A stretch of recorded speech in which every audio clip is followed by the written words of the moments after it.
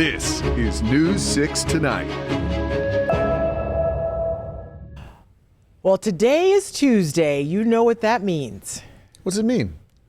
I don't know. That used to be the Mickey Mouse thing. We're going to have a special guest. I'm an old Mickey Mouse clubber. I'm sorry. Did you hear that? Everybody just clicked off. Do you not? DJ, you're a Disney guy. Do you not know this? Do you not know today is Tuesday? You know what that means? We're going to have a special guest. I have no idea. Get out the broom, sweep the place clean, dust off the mat so the welcome can be seen. Before my time. I don't get the light on either. He before my timed you. Before me. That's you better tough. be careful. I know your car in the parking lot, and I have keys. All right, big fella. Nobody before my time's me. Okay? Right. Welcome to News 6 Tonight. That's what I get.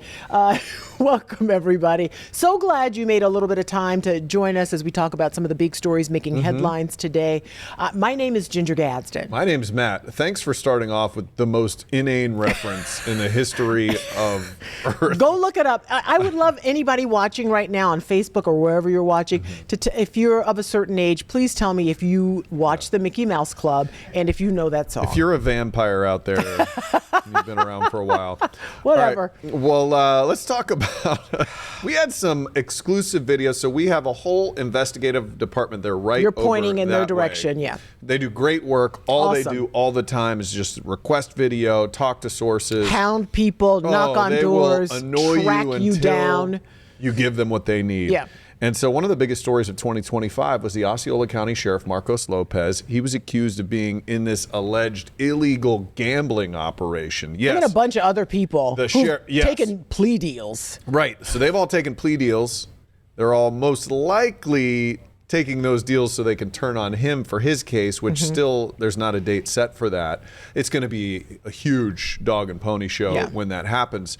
But for the first time, we're seeing inside one of these illegal casinos that he is alleged to have helped operate. Yeah, because we wonder what goes on in there. I know. How do you have a casino flying under the radar to where cops can't see? Well, this is video from undercover agents when they were in there beginning their investigation into these casinos. And our investigator, Mike DeForest, got that exclusive video.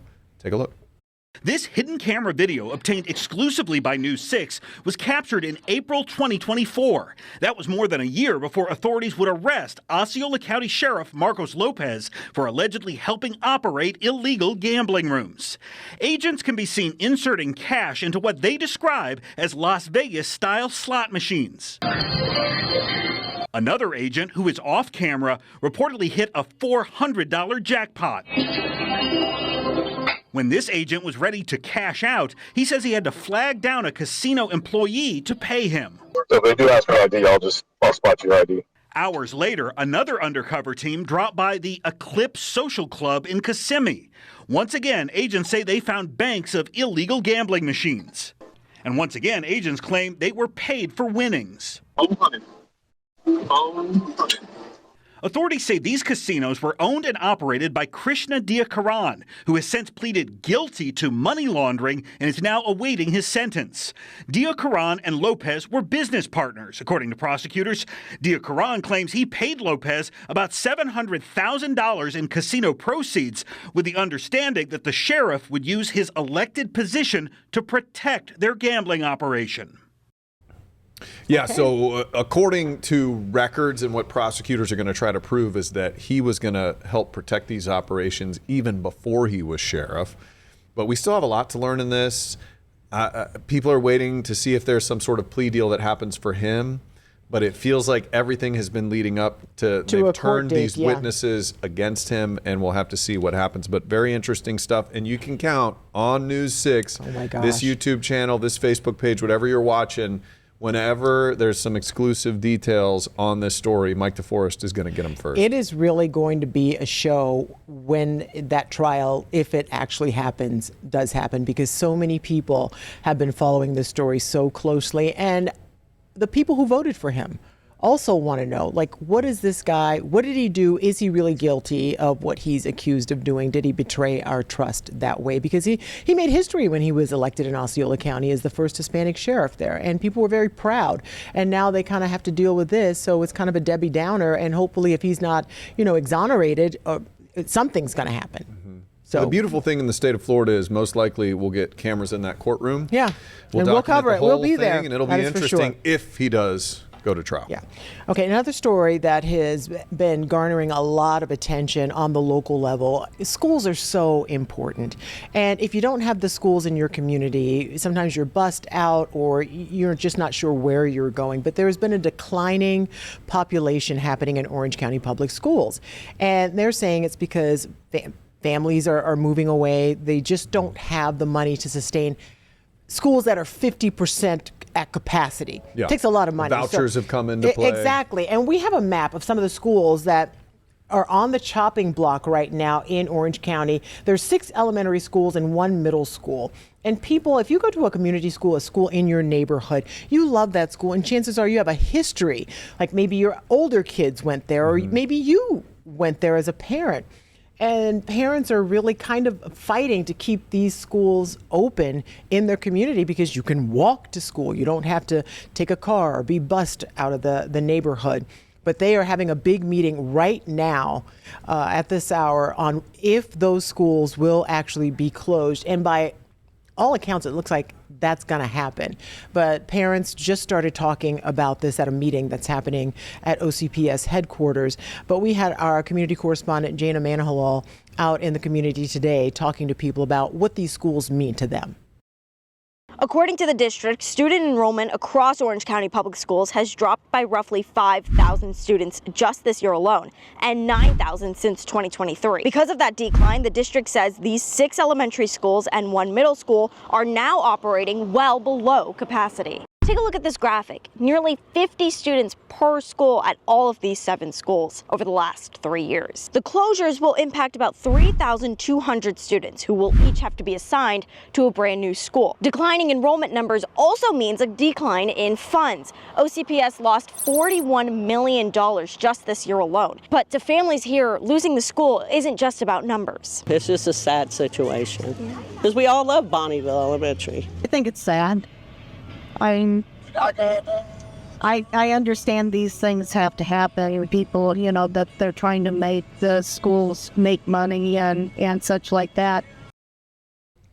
Okay, so we're keeping a close eye on this story, but you can't. There's a declining population is one of the reasons that, at least in the younger population. Yeah. So which we're about to talk about. I'm trying to give you a segue I know you into are. your story. It's like so Matt, please take it away. I've been working on this next story for months. It has to do with what we're talking about there. You see how there are fewer kids. There's also school choice, which comes into play specifically in Orange County. Yes. In other places like Cape View Elementary School over in Brevard, it's an older population there. There just aren't a lot of people with the kids. And they're like, hey, we drop below 50%. It does not make financial sense to keep these schools open. You got to just shove them over with another school. That's what it's dollars and cents. But so I've been seeing stories like this all over the place. One that really caught my attention, there was a hospital up in Leesburg. They said, hey, we're going to do away with our birthing center. Yeah, and we're going to start a stroke care and osteoporosis. Like they're going away from people. Connect people the dots on that one. Yeah, so all of these things started happening. I started connecting the dots, like you said, on all of these news stories. And I wanted to do a story about what is really behind it. Because you hear everywhere, Florida's growing, population's growing like crazy, but it's not growing the natural way. In fact, I found out in 2020, for the first time in decades, that we have more people dying in the state than are being born, which might sound a little strange. Sounds morbid. Right, yeah, it's a weird thing to track, but the researchers who look into this stuff call it a demographic cliff because this is not something you just turn around. Yeah. Like this population slowly ages, and then next thing you know, you hit this cliff. And on top of that, we have all these older people constantly moving into Florida. Well, it's a great retirement place. It is. It's a beautiful place to retire. So, this was the craziest statistic I found, and is it the age? So in Sumter County in 1970, insane. The median age was 30. It is now 68 years old. 50 years later, that we blew went my from mind. 30 to That blew 68 my as your mind. average. Yeah. So anyway, so here's a little piece of my story that I did looking into all of this information. Chart of projected births. The cliff. And projected deaths. And there's supposed to be 50,000 more people dying in the state of Florida than are being born, which is wild.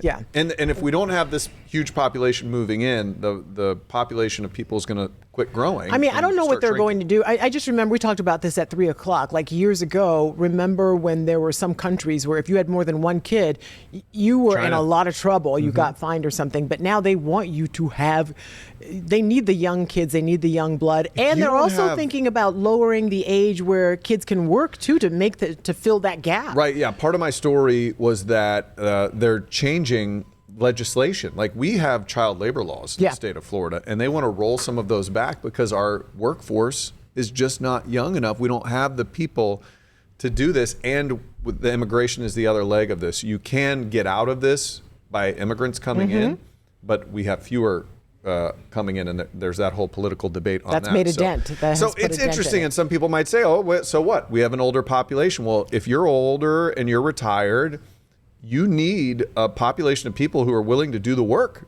who are coming in and supporting all the things you when want. you go to the restaurants and you get service, it's the younger people who are filling those jobs, and we desperately need them. So while it's a great place to retire, everyone coming here can't be of retirement age. Yeah. But I just read the stat in the past 10 years, because you were saying that the population has really increased. 3.5 to 4 million people in the past 10 years have moved to Florida. And you can't sustain that kind of growth. That's not Something's got to gonna get, keep up. no. So, And people are already fighting against it everywhere you go. How many times a week do we have stories about people who are saying, hey, enough of all the growth. We can't support it. We're running out of water. Yes, that was the other story. It's crazy. Yeah. So, Okay. Anyway, just an interesting thing I wanted to point out.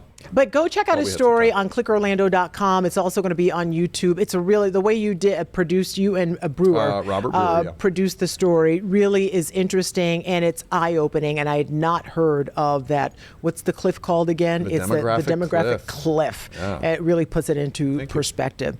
All right, another thing we're talking about, this does involve young people. We have a lot of people, spring breakers. We think of Florida. And our spring break hasn't started yet for the students here, but it's coming.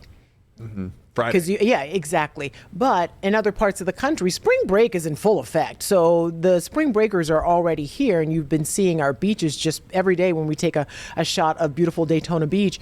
I'm like, where are all these people coming from? And I was reminded, everyone doesn't take spring break at the same time. Thank goodness for that. And it's also starting to cause a problem at some of our airports. And today, we were looking at wait times at MCO, Orlando International Airport, and we're starting to see that because we're in a partial government shutdown as well. Right. So the TSA lines are getting a little bit longer. Some of those wait times have been a little bit longer, and this is not even the height of it yet. It's coming. So if you're making plans, if you are flying in or out, you got to be early, because those TSA lines are going to be long. They're going to be longer than usual. And there's always going to be that family or that person who's never, I guess, seen a line at TSA before and doesn't know what to do. Do you ever get behind those people? Yeah. It's like it's their first. They're you new need to my Earth. ID? They're new to Earth. And they don't know what to do in a TSA line. I understand if it's your first time flying, but just be prepared, because the people behind you are not going to be happy What's the about thing that. at the airport? Everybody has that thing at the airport that gets you ragey. Do you have People, Oh, when look they- at her. Her nose just went, her nostrils just... People, when they call your group, just line up. The people who hover around before their Get group, in everybody's way, yeah. and they ask you a million times, please don't crowd the gate, because we want to get, our service members on, or families with kids who need help to get on. And I love that airlines are starting to crack down on this. Boy, this is a tangent. I love that airlines are starting to crack down on this, because if you go before your group is called, now it goes, It's like, this is not, you're in group 6. We're boarding group 1 right now. Have you seen this happen? Oh, yeah. I've seen it. Well, I've seen the people slip by. They've been slipping by for years. No, not anymore. They just go with whatever. Now you have to do the walk of shame Because back I to look your at group. their boarding passes as they walk by. What are me. you I'm doing like, checking "You're their boarding group pass?" 5, dude. I know. What are you doing? So that's slap it out of their hands. Okay, what's your pet peeve about this? When you stop at the gate, and you know it's going to be another 10 minutes before you get out. The pop-uppers? Everybody pops up. My God. It's like a toaster. It's like, no, I feel like, should I be standing? No. Do I need to grab my bag? Like, can we just sit here and chill out? No. Do we have to be so dramatic about it? And also the people on speakerphone letting someone know they just, we're here. We just landed. Yeah. We got to go get our luggage. No, they text. Yeah. Set, period, comma. DJ, do you have an airport thing that really makes you mad? I feel like this is good therapy for us I know. tonight. Let's get this off our chest. I feel like we talked about it. Did we talk about people who bring out the nastiest food? Oh, yeah. Oh, that's good. It's Fragrant disgusting. foods. Like, I don't need to smell that and watch you eat this next to me. One of our producers said that awful. somebody actually constructed a tuna sandwich Put together. This is true. Never want to do that. I don't to want to the see your person feet. next to me. I don't want to see your feet. Anyway, we've All really right. gone off the Okay, rails. yeah, on we're this going to take one. a quick break. We're going to get it together a little bit. When we come back, how much do you think a Florida lawmaker makes? Not what they should What kind make. of salary do they make right now? We're going to talk about it. You might think they should make more, even if you don't like them. Nobody's going to think that. You're right. We'll be right back. All right, welcome back. You got caught, didn't you? You were about to talk about wings. I was. How dare you out me? You're sitting there on your cell phone. Because guess what? While What I'm does that doing say? work. How much state lawmakers make each session? Guess what we're about to talk about? You were. I'm sorry. I'm being. I saw I'm it. prepared for my You were story. texting. Don't even. She was texting her husband. We're when she talking wants about to. Zinger mountain melts. That's what we're talking about. We actually were talking about wings. Thanks for busting us, DJ. All right, so I saw this article that was interesting. I cruised the interwebs to find interesting Florida stories for this show. I like to give a little love when somebody has an interesting idea. And somebody from WUSF. I have a bull over there, so I was looking at this. Megan Bowman did a story about how much lawmakers make during each session.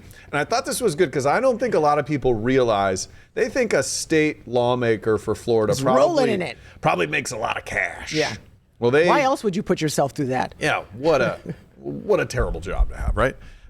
They look at what they make: $29,697 per year. And it hasn't changed since 2010? No, they have not gotten raises. This is how much people love their lawmakers. They're like, yeah, you don't, but they usually vote on their own raises. So this is the interesting thing. And they looked at other data here. Megan did a nice job. In California, you make over $100,000 if you're a state lawmaker. New York can make $140,000, I think. So they can make a pretty decent living. Obviously, those states are way more expensive to live in. But I found it interesting, and I was curious as to what people thought if maybe our lawmakers would be better if we paid them better. Look at me. Well, who do you think this is going to draw in? What type of person do you think? And I'm not saying this about all Florida lawmakers. No. But what kind of, and in reality, if you look at the economics of the situation, if there's, he's looking at the base salaries for all the states here, very interesting to see. Oh, there was an 18, a 13. Okay, I feel like people who do this job, at least when I was learning about all of this, are the people who think they can really enact change, right? And now I think it's changed a little bit where you can influence a lot of things and you can make a lot of great connections in these jobs because you meet so many different people at doing different things. And that can lead to something bigger and better for you individually. I'm not saying that's what lawmakers do, but if You're not? no, but I mean, of course, some of them do. No, you're I feel like absolutely if I right. took a job that paid $29,000 a year, I know that's not sustainable. You can't live like that. So I obviously would have a goal of, okay, do I want to be a lobbyist? Is there something that I'm passionate about and I want to go to Washington, D.C. and work for that? But I got to make more money because making that kind of money in the state of Florida, and it can't be your only job. No, and that's the thing. I do want to reiterate that it's not a full-time job. Yeah. But their legislative session is 2 months long. It's about to be even longer because they can't figure out a state budget on time. And that one of the interesting things about this article was every day that you continue to tack on these people, it's like $50,000 a day, Yeah. $48,000. So interesting numbers to break down. But I do wonder, like, what if you had a full-time position that paid 80, Would 90? you- Could you draw in some more talent? Somebody who's not just a See, lawyer? now it sounds like you're saying the people who are there don't have the talent. Okay. We got to move on to the next story before Matt gets in any I'm more not trouble. going to disagree with you. Okay, it's just something to marinate on, and it's an interesting story, and I love seeing the numbers and bringing that kind of perspective because now you know. Yeah. Now you know. Okay, something else I did not know about, and we got to get to it quickly because we're running out of time. It's something called zombie mortgages. I had no idea what that was and how it could come back to haunt you if you thought you had a nice writing. I'm just making it up as I go along. But our dollars and cents correspondent Donovan Myrie explains what it is. Picture this. Nearly 2 decades after the housing crash, a Florida homeowner opens a letter from a company they've never heard of. The claim? The homeowner owns $147,000 on a second mortgage from the mid-2000s, plus years of interest and penalties. The demand? Pay up or risk foreclosure. These are called zombie mortgages, usually old second loans tied to what were known as 80-20 mortgages or piggyback loans, common during the housing boom. Back then, buyers took out 2 loans, one for 80% of the home's value and another for 20% to cover the down payment to avoid private mortgage insurance or PMI. And when the housing market collapsed, many of those second loans were charged off or sold. Bills stopped. So what Donovan is saying, if they were charged off or sold, you're getting contacted right now. But he says, don't pay it. Make sure you call an attorney or somebody, but don't ignore it either, because it really could come back. Be legit. Yeah, it could bite you. All right. Well, you need something to help you pay for gas these days. We'll be right back talking about that. Will gas prices continue to rise? And just how high might they get? That's what everyone's talking about on this post on the News 6 Facebook page. That post links to an article we published on Monday about the rising cost of gas in Central Florida and how oil prices have an impact on that cost. In the Facebook comments, Carrie says, I knew I made a wise decision by purchasing an EV 8 months ago. And Peter says, I guess I'll be pulling the bike out again. As of Monday afternoon, Florida's increase over the last week is the 4th highest in the country and more than 60 cents since the fighting in Iran began over a week ago. Now, this article does a great job going in depth about gas prices, what causes them to rise or go back down. If you're interested in learning more about that, the QR code on your screen will take you right to our article at clickorlando.com. There's also a great interactive price tracker in there that does an awesome job showing you monthly gas prices in Orlando and Florida since 2022. There's also an interesting poll in the article with a question I want to ask you. Does the price of gas influence your decision at all when deciding if you're going to take a trip or not? Right. You got to go, you got to go. Since we have unlimited time, let's talk about EVs. Okay. Do you I'm an drive EV one? guy. How long have you had an EV now? So I got a Tesla like 4 years ago, and then I gave it to my daughter, and now I have an EV truck. So this is an interesting discussion, though. This is real deep. We're 30 minutes in the show, so if people are still watching, this is what they're signed up for. Yeah. Did you like the Tesla? Do you miss the Tesla, or do you like this? No, I love that, but it's very similar. Everybody just copied Tesla, but never having to go to a gas station again. Yeah. Incredible. Well, the why didn't you get another amazing. Tesla, though? You got something else. You got a giant truck. I wanted a truck. The one thing I missed was the size of a truck. I like being able to, I could take you and everything in your house in my truck whenever I want. If I'm out and I want to buy a fridge. Sounds like I'm moving. I can do it. No, I will never move any of you when you ask. But I can. I just want you to know I can. But no, once you go EV, you do not ever want to go back to gas stations. Okay, DJ, do you have an EV? No, I do not. And I've actually never driven one. Like, is the driving experience? Come on now. It's so much Why haven't you taken faster. your boy DJ in your truck? We're doing you're going to drive my truck. It's literally a tank. It takes up 3 spots outside.